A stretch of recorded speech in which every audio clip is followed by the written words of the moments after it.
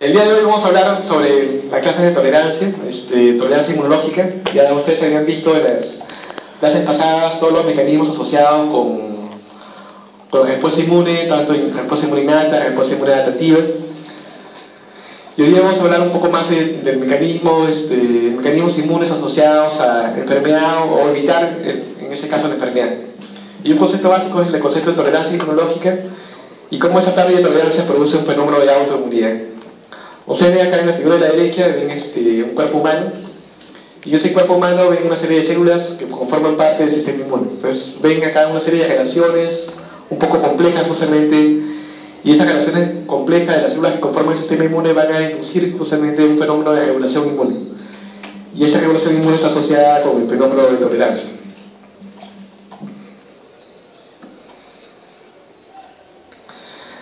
Vamos a empezar diciendo algunos conceptos que, para entrar más en el tema de justamente la clase, algunos principios de regulación inmune, cómo el sistema inmune puede regular la actividad, por ejemplo, de células T efectoras o de células B efectoras.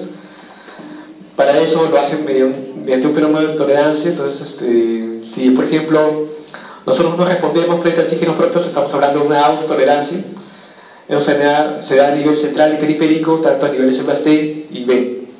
Básicamente la tolerancia se da a nivel de linfocitos. No hay tolerancia de macrófagos, no hay tolerancia de neutrófilos ni de eosinófilos. Solamente la tolerancia se da a nivel de la respuesta inmune adaptativa. Estamos hablando a nivel de células T y a nivel de células B. Las células T reguladoras o células T regulatorias cumplen una función de tolerancia, cumplen, como su nombre lo indica, cumplen una función reguladora y van a mediar algunos mecanismos de tolerancia. Y luego nos voy a explicar más o menos cómo actúan las células T reguladoras. Si esa tolerancia es perdida, se produce la autoinmunidad, y para que se produzca la patogénesis de la autoinmunidad hay una serie de factores que pueden estar condicionando justamente esta autoinmunidad, básicamente factores genéticos o factores ambientales, los cuales desencadenan el fenómeno de autoinmunidad. Entonces vamos a ver también cómo se produce la autoinmunidad. Entonces empecemos con los principios de regulación inmune. ¿Para qué es importante justamente regular la respuesta inmune? Es importante regular la respuesta inmune porque cuando ustedes tienen, por ejemplo, algún tipo de infección, ya sea por un patógeno, que puede ser un virus, un parásito o un hongo, hay activación de células T, hay activación de la respuesta inmune adaptativa, ¿no? Y hay activación de células T y activación de células B. Ahora, esa activación de células T y activación de células B, si esta activación no es regulada, esa activación podría condicionar justamente un daño del tejido. Entonces nosotros debemos apagar ese tipo de respuesta, mediada por células T o mediada por células B, justamente para evitar un daño de tejido durante una respuesta inmune protectiva. Nosotros activamos continuamente, estamos activando la respuesta inmune adaptativa mediada, como les digo, por células T y B, pero esa respuesta inmune adaptativa debería tener una forma de apagado. La forma de apagado es justamente la forma de cómo se regula la respuesta inmune. Entonces la regulación de la respuesta inmune impide justamente que se produzca una respuesta inmune dañina. Ahora, la autotolerancia justamente es el impedimento para que se forme una reacción inapropiada frente a un antígeno propio. Nosotros debemos ser tolerantes frente a antígenos propios y no montar una respuesta inmune frente a antígenos propios. Eso se conoce como la autotolerancia. Ahora, si hay una falla justamente de la autotolerancia y no se puede evitar la reacción frente al antígeno propio y tampoco se puede apagar la respuesta inmune de linfocitos frente a antígenos extraños, y si hay una falla en esos mecanismos, se produce justamente una enfermedad de tipo autoinmune o enfermedades de tipo inflamatorio. Entonces la falla en la regulación inmune es la que está condicionando justamente el desarrollo de las diferentes enfermedades autoinmunes que ustedes conocen y el desarrollo de enfermedades de tipo inflamatorio. Justamente porque hay una falla, en este caso, de regulación inmune, por ejemplo, de células T reguladoras, como ven en la imagen, ¿no? Entonces, las células T reguladoras no pueden regular tanto a células efectoras como a APCs, se produciría justamente una falla de regulación inmune. Ahora, normalmente en el cuerpo, en el hospedero, en el humano, debería haber un equilibrio entre la activación y un equilibrio entre los mecanismos de regulación mediados, en este caso, por ejemplo, uno de ellos sería mediado por células T reguladoras. Entonces la activación justamente debería ser, una vez las reacciones son activadas, esa respuesta inmune debería, como les digo, de ser apagada mediado por células T reguladoras. Entonces tenemos que las células T efectoras son importantes porque miden la respuesta inmune frente a los diferentes tipos de patógenos, ¿no? Entonces en condiciones normales debería haber una respuesta de células T efectoras frente a los patógenos.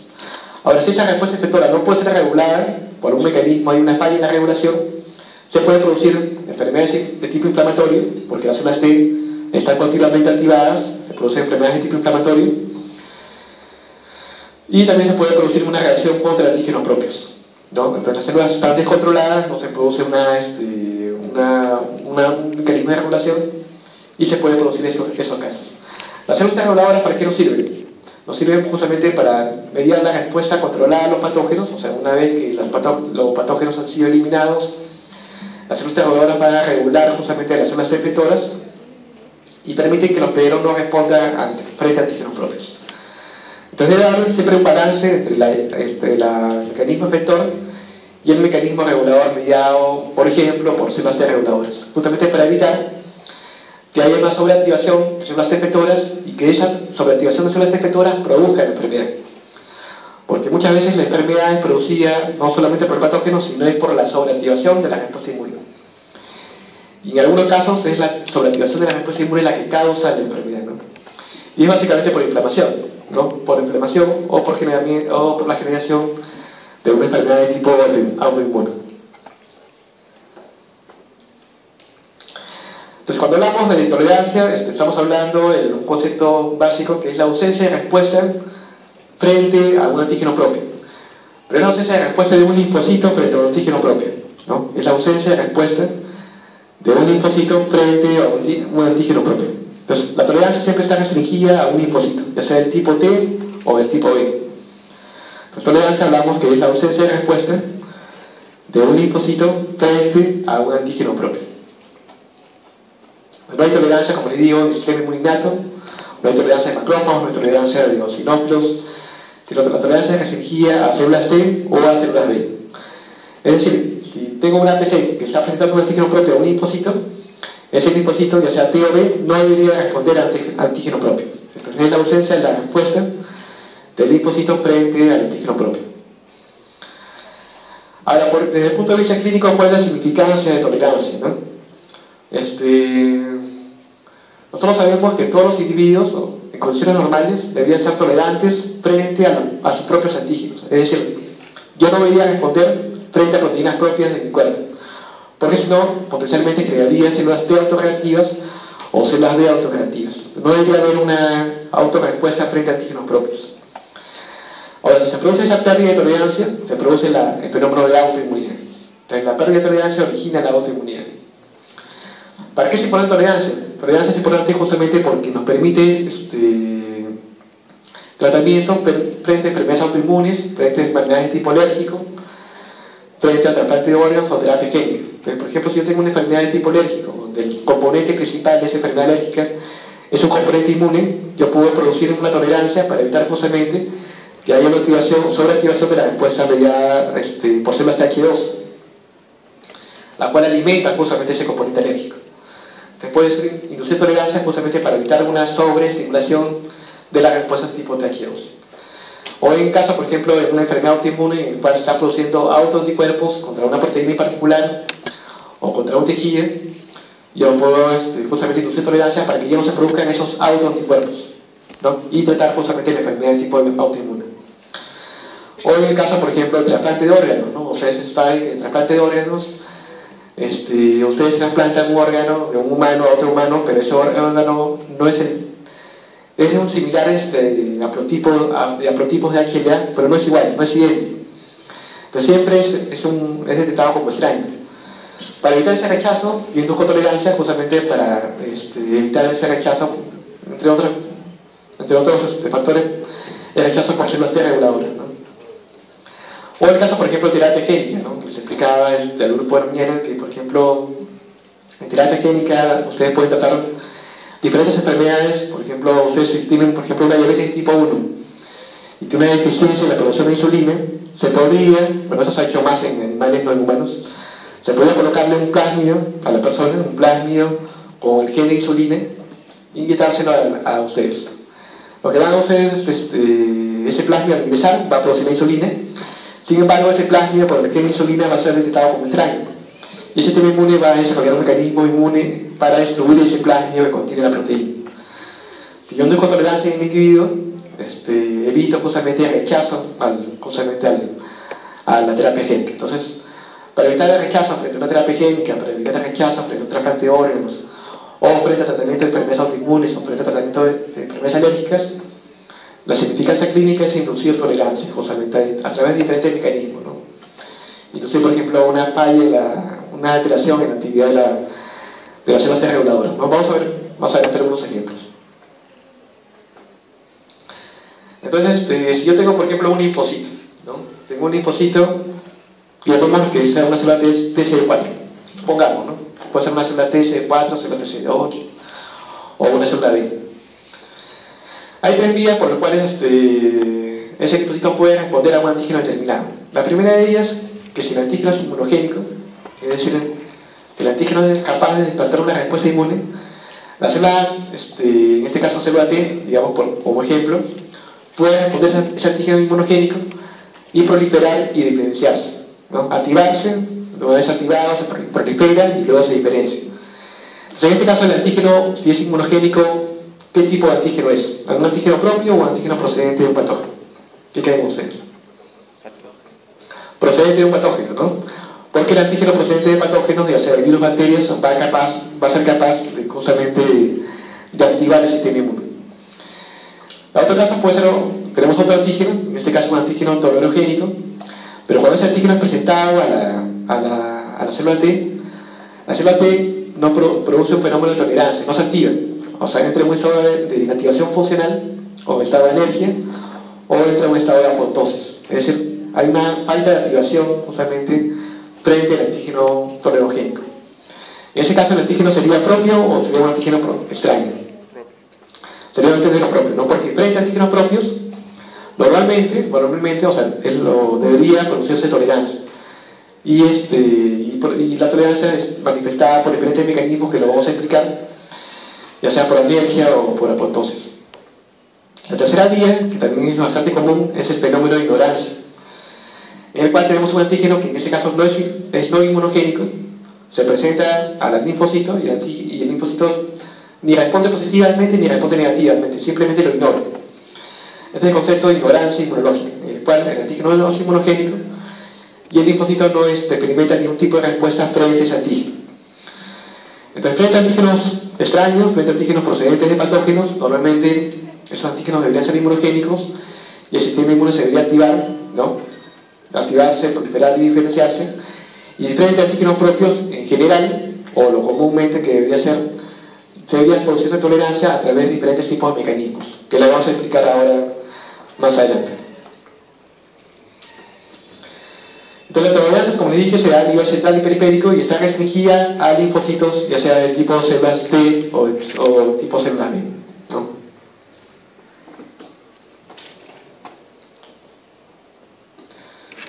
Ok.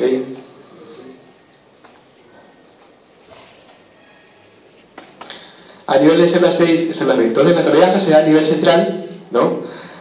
Puede darse a nivel de médula ósea y timo, o se puede dar a nivel periférico, tanto a nivel de nodos linfáticos, vasos, sistema inmune, mucoso y cutáneo. Ahí les pido que atiendan la clase si quieren jugar con el celular, mandar mensajes, pueden hacerlo fuera, no hay problema. O sea, si están acá es para atender la clase, ¿no? El celular lo guarden, ¿no? Y atienden la clase, por favor. Entonces tenemos que la tolerancia se da a nivel central, se puede dar a nivel de médula ósea y timo, y esos órganos linfoides que son órganos linfoides primarios, ¿no? O generativos. Entonces, a un primer nivel, la tolerancia se da donde maduran las células, ya sea T, que sería el timo, o donde maduran las células B, por ejemplo, la médula ósea, ¿no? Entonces, si tengo, por ejemplo, tenemos el ejemplo de un linfocito madura en el timo, un linfocito T madura en el timo, se origina a partir del peroxón linfoide, se crean células T inmaduras, y las células T inmaduras pueden introducir tolerancia en el timo, ¿no? Ya sea por apoptosis o, como vamos a ver más adelante, por desarrollo de células T reguladoras. Si aún así algunas células T autoreactivas pueden salir del timo, ¿no? Y salen hacia la periferia. En la periferia, donde se inicia la respuesta inmune adaptativa, ustedes saben, donde estamos hablando de glóbulos linfáticos, estamos hablando del vaso, del sistema inmune mucocutáneo, también puede desarrollarse un mecanismo de tolerancia. Entonces hay dos mecanismos de control, tanto a nivel central como a nivel periférico. Entonces eso es lo que vamos a explicarles justo ahora en unos minutos. Entonces la tolerancia se da a nivel central, como les digo, o a nivel periférico. Tenemos un doble mecanismo de regulación. Si aún así, después de esos dos mecanismos digamos, de control, no se eliminan células T autorreactivos, ahí sí se produce un fenómeno de autoinmunidad, ¿no? Normalmente no debería producirse. Entonces la tolerancia central, en caso de células T, se da en el timo, ¿no? Porque las células T maduran en el timo. Entonces supongamos que yo tengo células T inmaduras, timocitos en el timo, ¿no? Y tengo células presentadoras de antígenos en el timo, las cuales continuamente dentro del timo, ¿qué tipo de antígeno esto es más prevalente dentro del timo? ¿Un antígeno propio o un antígeno extraño? ¿Qué creen ustedes? Propio, pero ¿por qué propio? ¿Por qué no extraño? Cuando un antígeno es capturado, ¿dónde lo lleva? ¿Lo lleva al timo o lo lleva al vaso o no linfáticos? Claro. Lo lleva, finalmente, cuando un antígeno es capturado, no lo lleva a órganos linfoides primarios, no lo lleva a médula ósea, no lo lleva a timo, sino lo lleva hacia los órganos linfoides periféricos. Por los órganos linfoides periféricos es donde se inicia la respuesta inmune adaptativa. Entonces, dentro del timo, ustedes van a encontrar más del 99.9% de antígenos propios. Entonces, justamente es en el timo donde se inicia la respuesta inmune, donde se produce tolerancia, porque se evita que aquellas células T inmaduras, que reconozcan antígenos propios con alta afinidad, ¿no? Esas células T inmaduras que reconocen antígenos propios con alta afinidad van a ser seleccionadas negativamente y van a ser eliminadas por apoptosis. Esa es la razón, ¿no? Entonces, en el timo, por eso se produce la tolerancia, porque la mayoría de proteínas propias son producidas en el timo, y aquellas proteínas propias que son reconocidas por células autorreactivas con alta afinidad deben ser eliminadas por un fenómeno de apoptosis. Ahora, si se presentan antígenos propios, pero esos antígenos propios son reconocidos por las células T autorreactivas con una menor afinidad, esas células autorreactivas cambian su fenotipo y se convierten en células T reguladoras, las cuales se van hacia la periferia, y en la periferia las células T reguladoras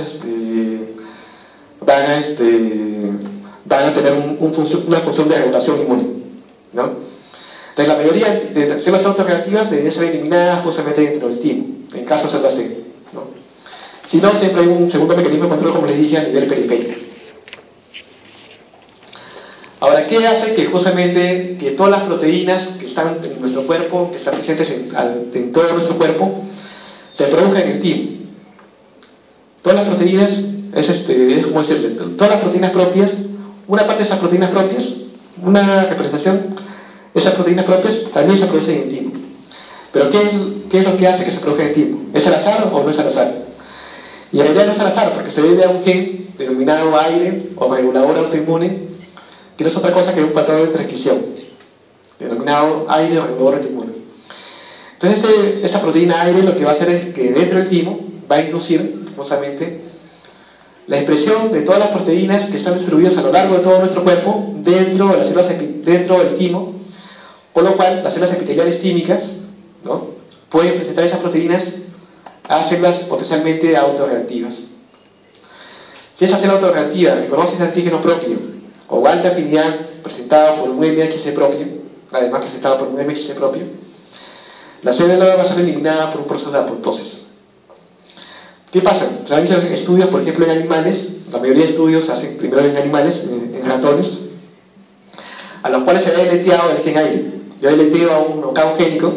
Un knockout génico es por un evento de recombinación, yo puedo deletear un gen y ver cuál es el efecto de deletear un gen. Al deletear un gen, se ha visto que esa célula epitelial tímica no se va a producir antígenos propios dentro del timo, por lo cual esa célula epitelial tímica no puede presentar antígenos propios a las células potencialmente autorreactivas. Entonces esas células potencialmente autorreactivas no van a ser reguladas por la tolerancia, y van a hacerse los autoreactivas y pueden salir hacia la periferia y desarrollar un fenómeno de autoinmunidad.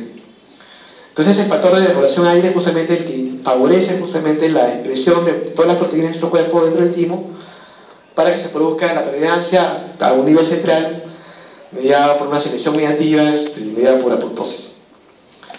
Si yo le pego el gen aire, como les digo, puedo producir un fenómeno de autoinmunidad. Entonces ha visto que en la ausencia de aire, en la ausencia de esa proteína de aire, se produce el síndrome politocrino autoinmune, ¿no?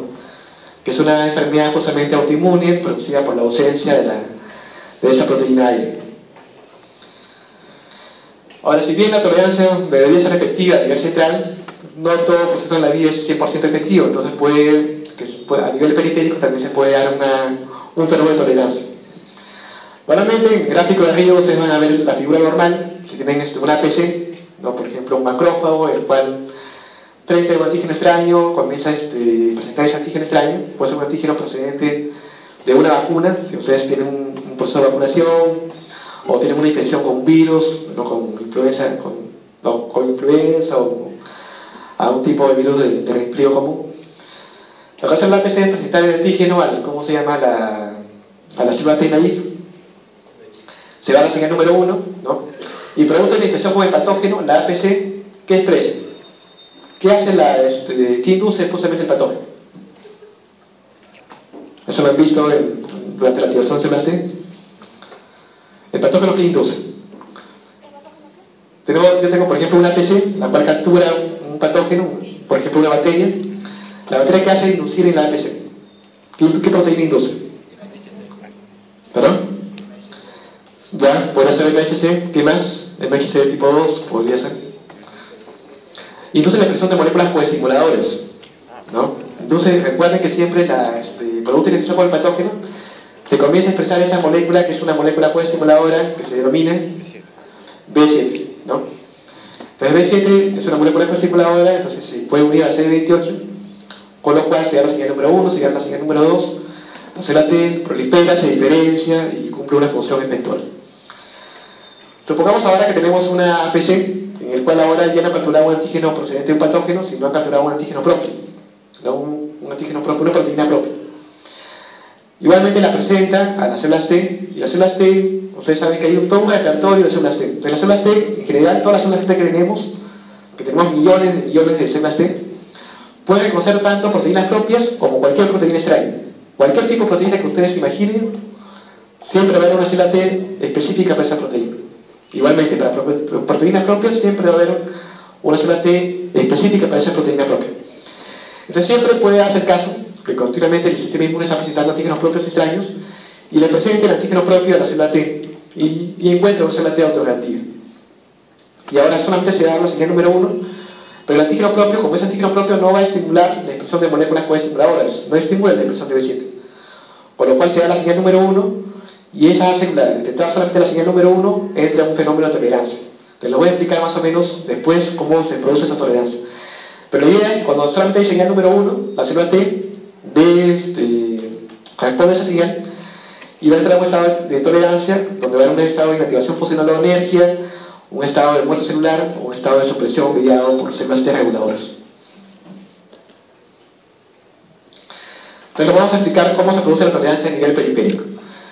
Entonces, en gráfico de arriba, los celestes, la respuesta inmune normal, tienen una célula dendrítica, la cual se está presentando un patógeno, probablemente por vía MHC de tipo 2, a la célula T, producto de la infección con el patógeno, se produce la molécula B7, se da la señal número 2, señal número 1, y se produce la activación y la célula T se diferencia y se diferencia en unas células efectoras y de memoria.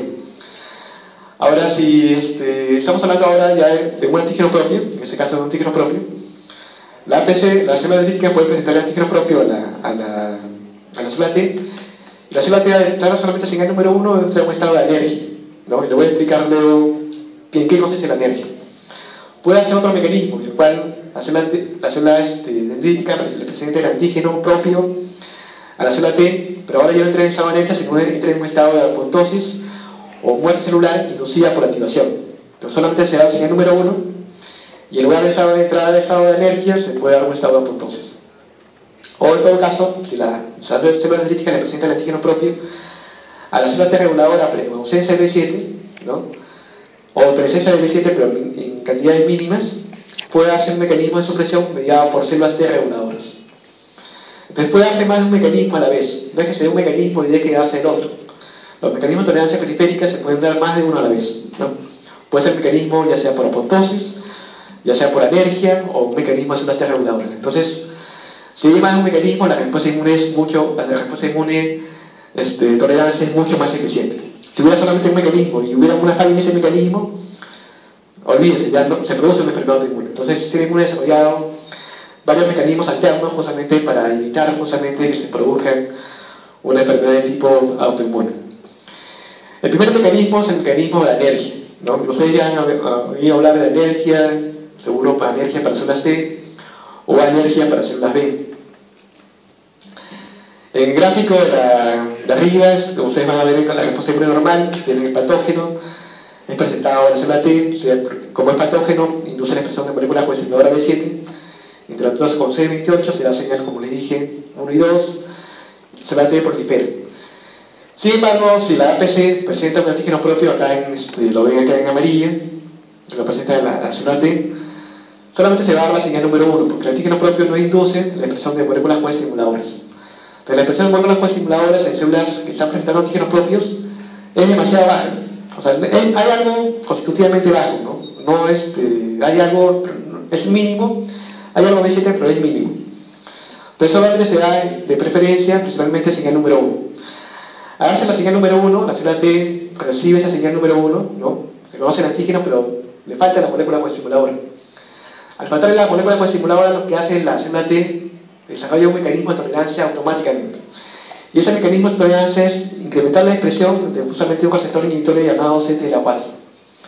Entonces, cuando la célula T está reconociendo que solamente le están representando un antígeno, pero en ausencia de coestimulación, la célula T no sabe si es antígeno propio o antígeno extraño, no lo puede reconocer, pero sabe que solamente hay señal número 1, inmediatamente la célula T comienza a expresar un receptor inhibitorio llamado CTLA4.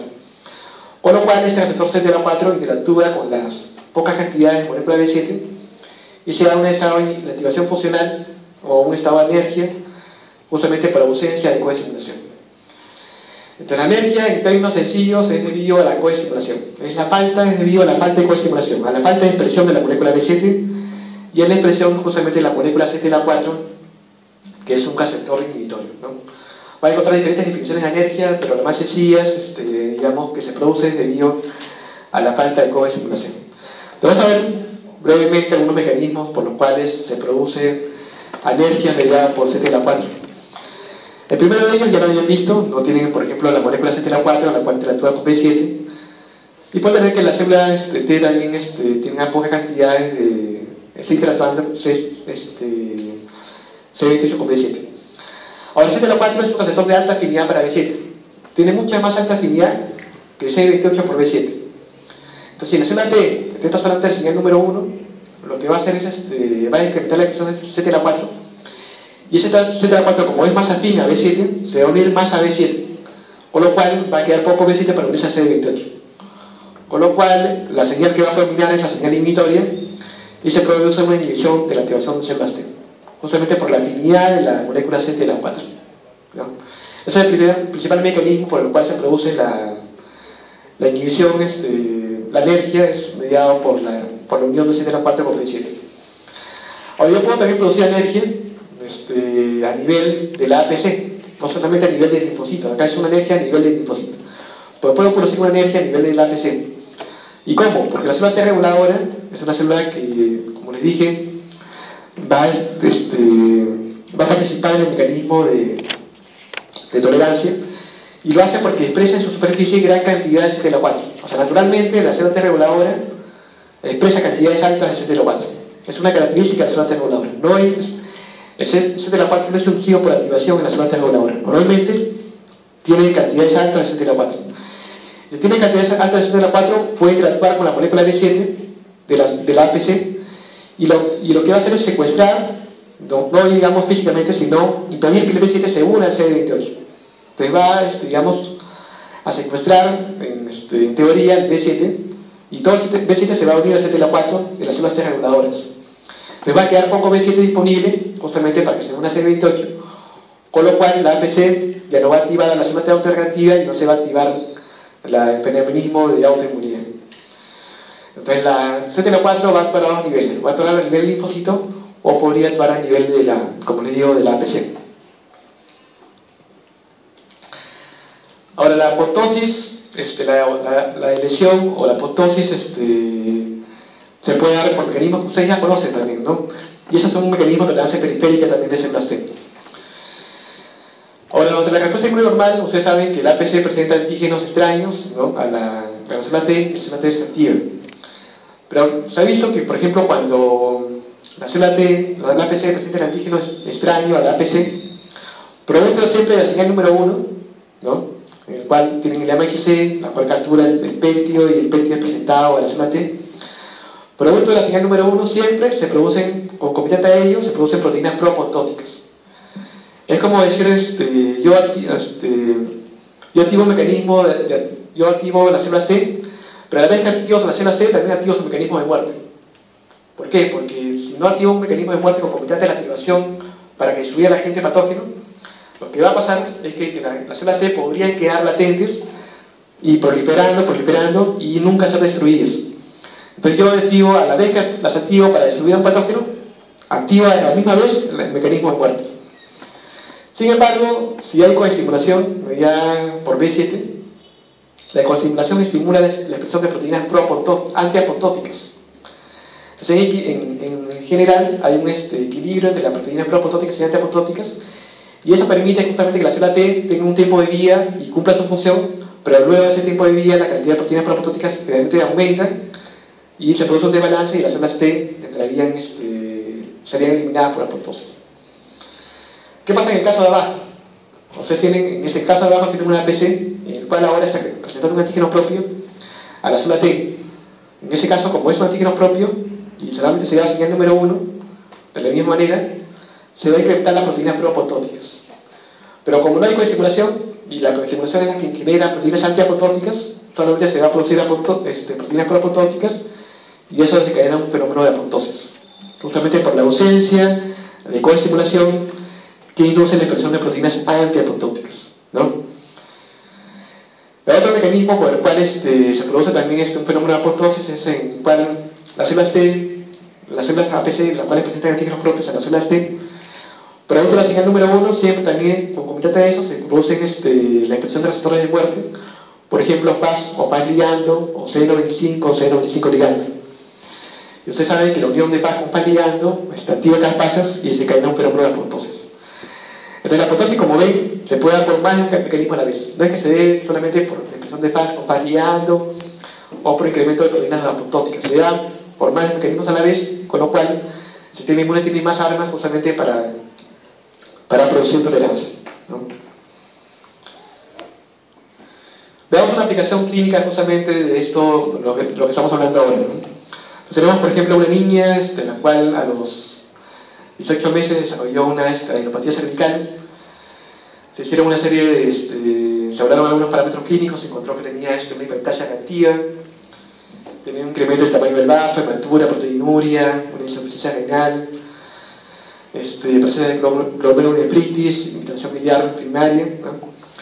Y se hicieron algunos análisis de laboratorio justamente para evaluar a qué nivel podría estar la falla, ¿no? Se encontró, por ejemplo, que había una linfoadenopatía, había presencia de anticuerpos nucleares, había un incremento de células T, un incremento de células B, y se buscaron algunos genes relacionados justamente con el fenómeno de tolerancia, por ejemplo, el gen PAS, ¿no? Entonces se vio que la expresión de ese gen PAS era normal, entonces no debería haber, probablemente no debería haber una falla. Sin embargo, cuando ese gen PAS se secuenció, o sea, secuenciaron el gen PAS de esa niña, y lo compararon con el gen PAS normal, de una persona normal, un gen wild type, de una persona normal, el gen PAS de esa niña, ven que hay una diferencia justamente con el wild type, ¿no? Se encontró que había una pérdida justamente de los exones 3 y 4, por lo cual, a pesar que la expresión de ese gen era normal, la actividad funcional de ese gen estaba alterada. Entonces tenía una alteración en el gen PAS. Y ustedes saben que el gen FAS interactúa con FAS ligando y se cae en un fenómeno de apoptosis. Entonces, si no hay fenómeno de apoptosis, los linfocitos ya no van a morir por apoptosis y van a poder proliferar.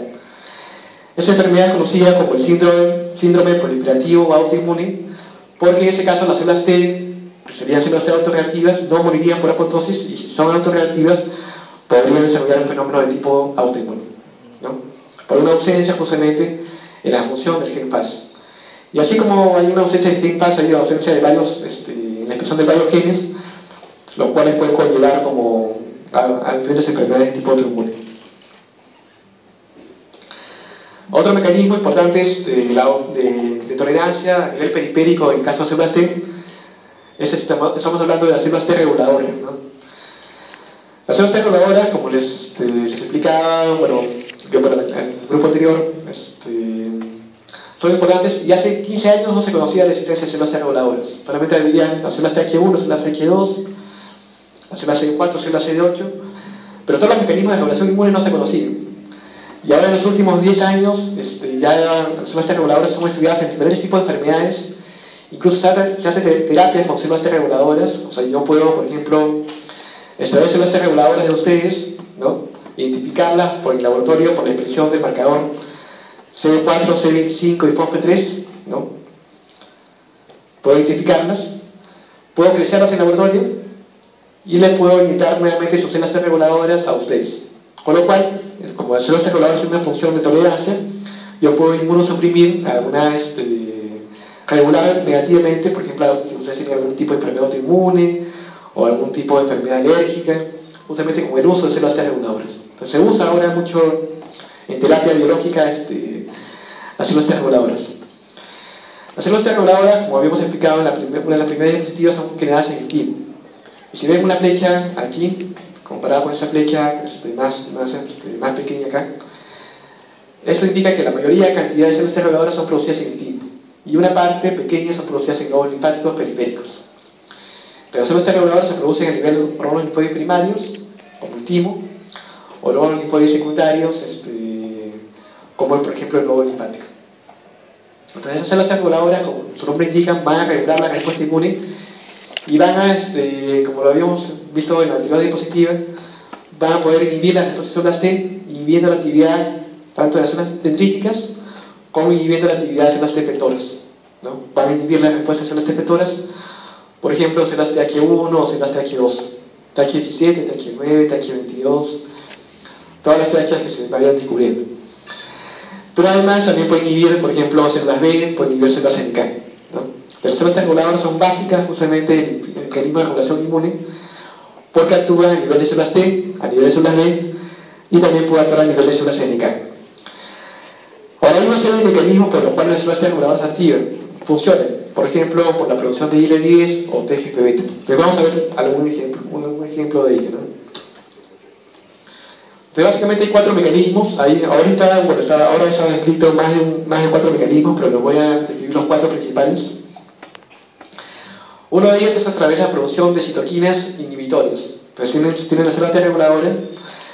La célula T reguladora va a tener la capacidad de producir citoquinas inhibitorias, por ejemplo TGF-beta, IL-10 y IL-35, los cuales van a actuar sobre células T efectoras y van a inhibir la actividad de las células T efectoras. Ese sería un mecanismo. Otro mecanismo por el cual actúan las células T reguladoras es por la producción de perforinas y granzimas. Generalmente ustedes habían visto en los libros de texto que las perforinas y granzimas son producidas siempre por células CD8 o siempre por células NK. Sin embargo, yo les digo que las perforinas y granzimas también pueden ser producidas por células CD4, y un ejemplo de células CD4 son las células T reguladoras. O sea, no por cualquier tipo de células TCD4, sino por una célula TCD4 que tenga un fenotipo de tipo regulador, como son las células T reguladoras.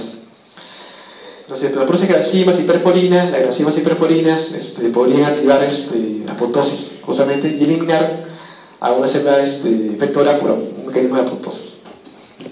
Entonces, las células TCD4, alguna de ellas también producen perforinas y granzimas. Otro mecanismo es por el cual actúan las células T reguladoras, por ejemplo, la disfunción metabólica o altera la actividad metabólica. Porque la célula T reguladora produce, por ejemplo, AMP cíclico, ¿no? AMP cíclico, que altera la actividad de una célula T efectora, produce por ejemplo adenosina, que interactúa con un receptor, que también altera la actividad de la célula T efectora, o puede ser capaz de consumirse la interleuquina 2. Y la interleuquina 2, como ustedes saben, es un factor de crecimiento para todas las células T. Entonces, cuando las células T están proliferando, dependen de la interleuquina 2. Si yo le quito la interleuquina 2, la célula T efectora es eliminada por un mecanismo de apoptosis, ¿no? Pierde sus señales de sobrevivencia y va a ser eliminada por apoptosis. Entonces, lo que hace la célula T reguladora es comerse la interleuquina 2, ¿no? Consume la interleuquina 2. Entonces, le deja la célula T efectora, no le deja interleuquina 2, entonces la célula T efectora, al no tener alimento, van a ser eliminadas por apoptosis. Otro mecanismo importante que se usa mucho en terapia es porque las células T reguladoras tienen una función sobre células dendríticas, como les dije también, ¿no? No solamente sobre las células T, sino también a nivel de células dendríticas. Ahora, saben que la molécula CTLA4, la célula T reguladora, se une a la molécula CD80 y CD86 de las células dendríticas, ¿no? Interactúan, y esa unión hace que las células dendríticas produzcan la enzima IDO, ¿no? La indolamina 2,3-dioxiequinasa, lo cual conlleva justamente una inhibición de la actividad de una célula T efectora. Entonces, la célula dendrítica produce IDO, pero la célula T reguladora a la vez está inhibiendo la actividad de la célula dendrítica y de manera indirecta la actividad de la célula T efectora. Además, la célula reguladora puede producir la molécula LAT3 en la superficie, y esa LAT3 se une a la molécula MXD tipo 2.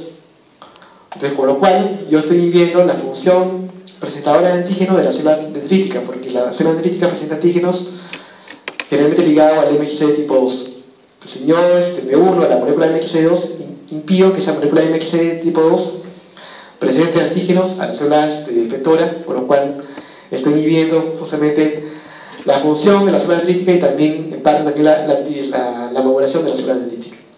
Entonces, ese es otro mecanismo por el cual actúan las células T reguladoras, ¿no? Actúan a nivel, como les digo, de células efectoras o a nivel de células dendríticas.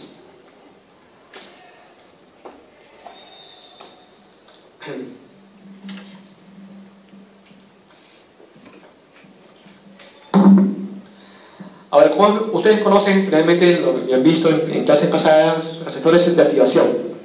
Por ejemplo, CD28, han visto el receptor ICOS, que son receptores que activan la respuesta inmune, ¿no? Activan, por ejemplo, en caso de CD28, permiten la activación de células T, en el caso de ICOS, permiten la activación de células B. Pero además de los receptores activadores, hay una serie de receptores inhibitorios del sistema inmune. Entonces siempre debe haber un mecanismo entre la activación y la inhibición. Entonces los receptores inhibitorios justamente van a mediar ese mecanismo entre la activación y la inhibición. Si bien se puede producir activación, debería haber receptores inhibitorios que medien la inhibición para que sea un fenómeno de homeostasis. Los receptores inhibitorios están presentes en células T, en linfocitos, células T o células B, pero además en células NK, generalmente, ¿no? Células T y NK. Ahora, ¿cómo un receptor activador produce una activación de la respuesta inmune? Porque generalmente van a reclutar quinasas, las quinasas van a activar proteínas, se produce una cascada y esa cascada induce la activación.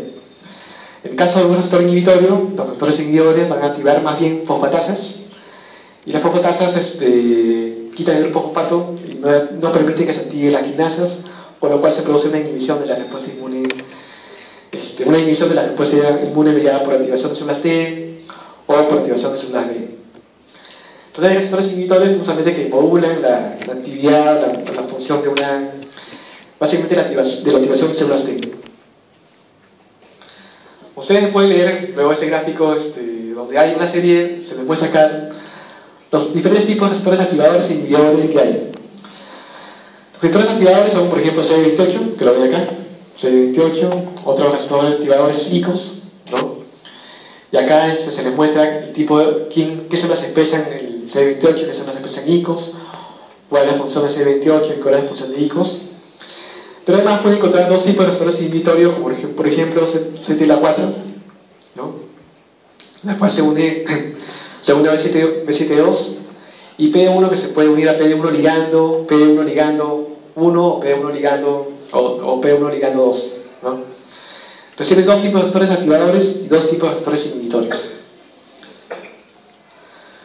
Si eso yo lo divido en dos partes, en activación e inhibición, la unión de CD28 con B7 generalmente es una respuesta que es preferentemente inducida para iniciar la respuesta inmune, ¿no? Iniciar la respuesta inmune en órganos linfoides periféricos. Entonces, cuando viene el antígeno, ¿no? El antígeno es llevado justamente por la APC, es llevada al órgano linfoide periférico, se requiere justamente que haya expresión de CD28 para que CD28 active la célula T que está dentro del órgano linfoide periférico. En cambio, ICOS es un receptor que se expresaba principalmente por células T foliculares, ¿no? Y permite la activación de células T, que las células T foliculares activen a las células B dentro de los órganos linfoides, dentro de los folículos linfoides. Entonces, ICOS es presentado también por células T, pero más por células T foliculares, como les digo, para permitir la activación de células B dentro del folículo linfoide. En el caso, por ejemplo, de los receptores que son de inhibición, por ejemplo, CTLA4 se une a B7, y CTLA4 al unirse a B7 también inhibe la respuesta inmune de órganos linfoides periféricos. Y en el caso, por ejemplo, de PD1 con PD1 que se une a PD1 ligando tipo 1 de tipo 2, eso inhibe la respuesta básicamente de tipo efector. Hay un cuadro que resume justamente esta parte. Bueno, decir primero que PD1 es un receptor inhibitorio que se une al PD1 ligando o PD1 ligando 1 o PD1 ligando 2. Si yo inhibo ese receptor inhibitorio por medio de un knockout génico, o deleteo ese gen por medio de una recombinación homóloga, deleteo el gen de PD1, podría conllevar justamente al haber una ausencia de este receptor inhibitorio, que no haya muerte celular, por lo cual las células T proliferan y se desarrolla una enfermedad de tipo autoinmune. Ahora, PD1 se ha estudiado mucho y ustedes, si revisan un poco la literatura de los nuevos tratamientos contra el cáncer, ahora ha salido un anticuerpo monoclonal justamente que se une a PD1 y se une a PD1 ligando, con lo cual evita el mecanismo de supresión inmune y las células T específicas frente a los tumores pueden funcionar. Sin embargo, toda terapia biológica tiene sus pros y sus contras, porque si yo suprimo completamente la actividad PD1 con PD1 ligando, podría ese paciente curarse del cáncer, pero desarrollar una enfermedad de tipo autoinmune. Generalmente los pacientes que tienen terapia con anticuerpos monoclonales contra genes de supresión inmune, como puede ser por ejemplo contra CTLA4 o contra PD1 o PD1 ligando, mejoran el tratamiento contra el cáncer, pero en el futuro no hay regulación inmune y esa falta de regulación inmune favorece que se produzca una enfermedad de tipo autoinmune. Entonces ninguna terapia es perfecta, ¿no? De forma resumida, con CTLA4 y PD1 ustedes se encuentran que CTLA4 se encontraba más en órganos linfoides, PD1 más en tejidos periféricos, PD1 actúa más a nivel de fase efectora, CTLA4 en la fase inductora de la respuesta inmune. Ese CTLA4 es expresado mayormente en cantidad en células CD4, en cambio PD1 es mayormente expresado en células CD8, entonces inhibe más células CD8 que CD4. Si yo produzco una terapia génica con un tratamiento que, como les digo, inhiba el CTLA4 PD1, preferiría hacerlo con PD1 porque la respuesta inmune contra PD1 es mucho más suave. La respuesta contra CTLA4 es mucho más severa. Entonces inhibe todo el mecanismo de supresión. Y al inhibirse todo el mecanismo de supresión, hay más posibilidad, como les digo, que las células T alternativas pierdan ese mecanismo de regulación negativa, por lo cual les puede proliferar. En cambio, en PD1 puede haber otras alternativas, ¿no? Justamente conversando con Trabas, que vino hace un tiempo, vino para el Congreso de Inmuno, entonces le recomendaba, pues si se hacía otra terapia contra un tumor, sería mejor trabajarlo con PD1 y con un anticuerpo anti-CTLA4. Bueno, esa terapia debería estar estimulada igual con citoquinas, interleuquina 2, por ejemplo, o interleuquina 18 también, una parte. Entonces hemos visto que la tolerancia se puede dar a nivel central, ¿no? Se puede dar a nivel central, tanto de células T, ¿no?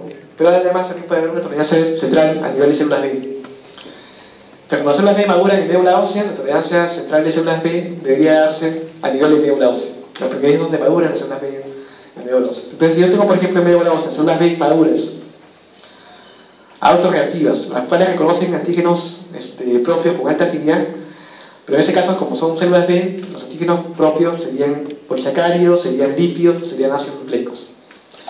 Supongamos que tenemos dentro de la médula ósea presencia de polisacáridos multivalentes, y esos polisacáridos multivalentes son reconocidos con alta afinidad por células B. Entonces, evitar que se produzca un fenómeno de autoinmunidad, esa célula B debería ser destruida por un fenómeno de tolerancia. O sea, un fenómeno de tolerancia sería, por ejemplo, el cambio en aislamiento del receptor, en el cual se cambia la cadena ligera del receptor de la célula B.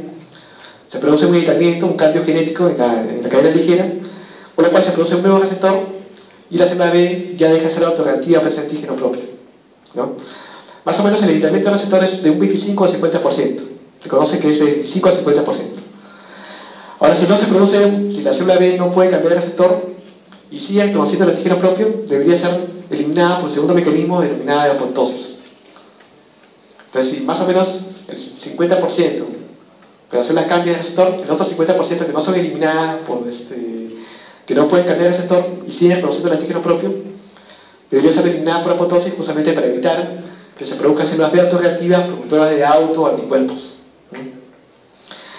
Ahora, si tenemos una célula B autorreactiva, la cual reconoce un antígeno propio pero con baja afinidad, esa célula B autorreactiva podría entrar en un proceso de alergia o en activación funcional, ¿no?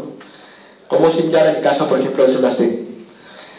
Entonces, la tolerancia central puede darse por evitamiento receptor, por un fenómeno de apoptosis o por un cambio o por un estado de alergia, ¿no? O en activación funcional.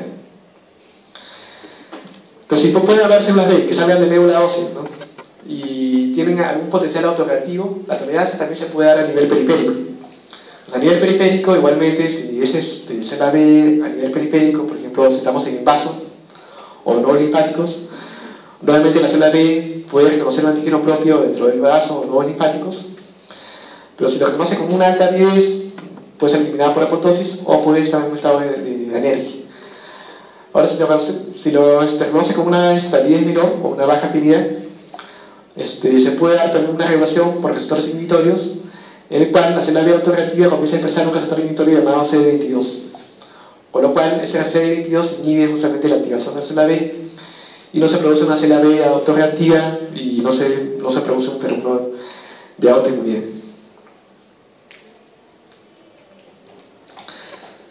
Entonces hemos visto que la autoinmunidad se produce, la tolerancia impide justamente que se produzca autoinmunidad, ¿no? Probablemente tenemos diferentes mecanismos a nivel central o a nivel periférico, por ejemplo, apoptosis, producción de células T reguladoras, cambio en el receptor, evitamiento del receptor. Pero si todos esos mecanismos fallan, que son varios, se puede producir un fenómeno de autoinmunidad. Entonces, la autoinmunidad es un fenómeno que, si la tolerancia era la falta de respuesta frente a antígenos propios, la autoinmunidad es la respuesta inmune de un linfocito frente al antígeno propio. Es cuando un linfocito sí responde frente al antígeno propio, ¿no? Entonces, la autoinmunidad se define como la respuesta inmune de un linfocito frente al antígeno propio. Y la autoinmunidad se puede dar, como ustedes ven acá, por dos factores. Por factores genéticos, o sea, yo puedo tener, por ejemplo, puedo heredar algunos genes de susceptibilidad, y esos genes de susceptibilidad pueden hacer más factible que la persona desarrolle una enfermedad de tipo autoinmune. Las enfermedades autoinmunes que están reportadas ahora, en la mayoría de casos, son poligénicas y multifactoriales. Entonces, no solamente se ve un gen, ni tampoco se ve una sola causa, son multifactoriales y, como les digo, poligénicas. Sin embargo, la presencia de genes de susceptibilidad puede conllevar justamente al desarrollo de un fenómeno de autoinmunidad. Otro factor que condiciona justamente la autoinmunidad es, por ejemplo, factores ambientales o una infección concomitante. Entonces, un factor ambiental o una infección por algún tipo de patógeno mal curado o algún tipo de infección viral mal curada conlleva justamente a la autoinmunidad. Entonces, otros factores genéticos como factores ambientales o infecciones pueden causar una falta de la regulación inmune, y esa falta de regulación inmune conllevar a la autoinmunidad. Entonces, la autoinmunidad se produce justamente por una falla en la tolerancia central, ¿no? Se produce por una falla en la tolerancia periférica, por la presencia de autoantígenos que están siendo presentados al sistema inmune, y porque, como vamos a ver más adelante, se produce una coestimulación. Y justamente la coestimulación es la que justamente rompe el fenómeno de tolerancia para que se produzca, como vamos a ver más adelante, el fenómeno de autoinmunidad.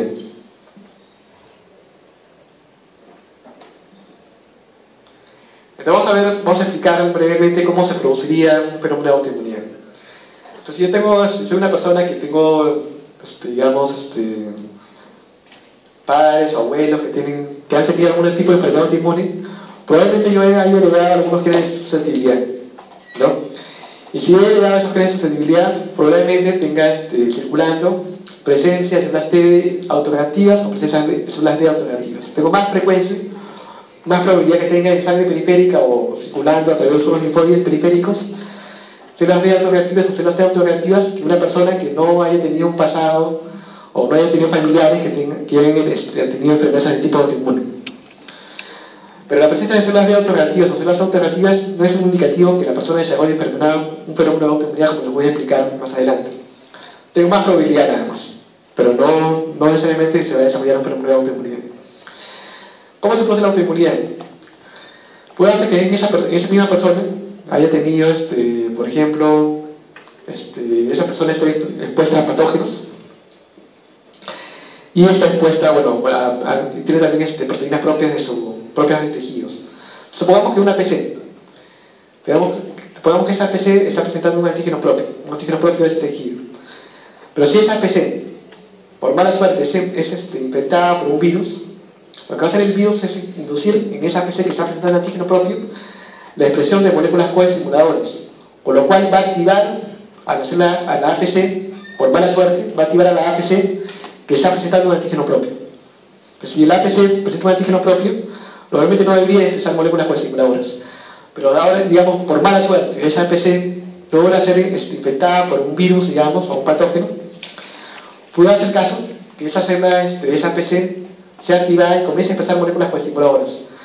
Ahora, si por mala suerte esa célula APC que está expresando moléculas coestimuladoras y está presentando antígenos propios, se encuentra con la célula T autoreactiva y esa célula autoreactiva es afín a ella, por mala suerte, se puede producir un fenómeno de autoinmunidad, ¿no? Eso puede condicionar o ser más probable que se desarrolle enfermedad de autoinmunidad. A pesar de eso, ¿no? A pesar de eso, hay células T reguladoras en camino. Las células T reguladoras podrían inhibir esta respuesta. Pues supongamos que el paciente tiene un tipo de inmunosupresión y las células T reguladoras no están funcionando, ahí sí, ya no tiene salida y se desarrolla el fenómeno de autoinmunidad. Entonces, como vemos, hay varios mecanismos de control que impiden eso, pero si la persona tiene una baja cantidad de células T reguladoras o una deficiencia en la actividad de esas células T reguladoras, ya no hay otra. O sea, es más probable que se desarrolle una enfermedad de tipo autoinmune. Y una injuria de tejido concomitante, ¿no? Eso lo voy a explicar ahorita un poquito, lo vamos a ampliar un poco más.